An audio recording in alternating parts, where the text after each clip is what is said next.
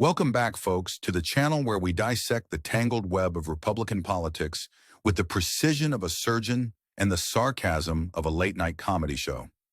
Today, we have a new gem from the Department of Transportation's very own Sean Duffy, who set out to supercharge the FAA's air traffic controllers.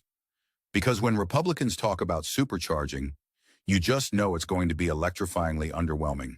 So, here we are, watching Duffy proudly unveil a plan to streamline the FAA's hiring process from 8 steps down to 5. Ah, the classic Republican recipe for success. Cut corners and hope for the best. Because nothing says safety first like speeding through the hiring process of those responsible for keeping our planes from falling out of the sky. Why bother with thorough vetting when you can just fast-track it, right? Now let's talk contradictions. Duffy wants to address staffing shortages with a plan that sounds more like an infomercial than a safety protocol. He's slashing steps to save time, but what's the point if it compromises safety? It's like trying to lose weight by skipping meals and then wondering why you're dizzy. The logic is dizzying in itself. Here's a question. How do Republicans reconcile their love for deregulation with the need for rigorous hiring practices, especially in fields where lives are at stake? Or is this just another case of saying one thing and doing another? It's almost as if they believe that if you repeat the word streamline enough times, it will magically transform into safe and effective.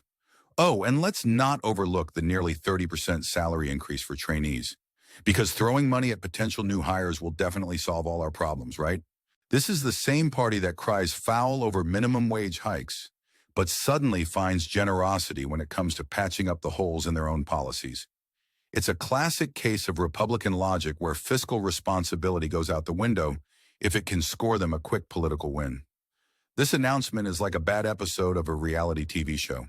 You know the kind, where the contestants are given half the time to complete a task and twice the budget, but somehow everything still falls apart.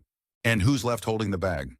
The American public, of course, who are now supposed to feel safer knowing that the person guiding their flight was hired faster than you can say, political spin. Meanwhile, the fear tactics are in full swing.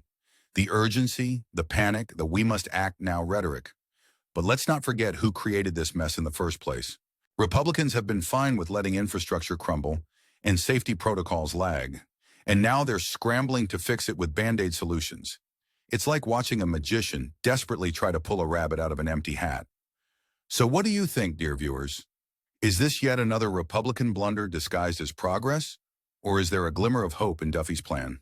Comment below with your take. Hit that like button if you believe we deserve better than these half-baked solutions.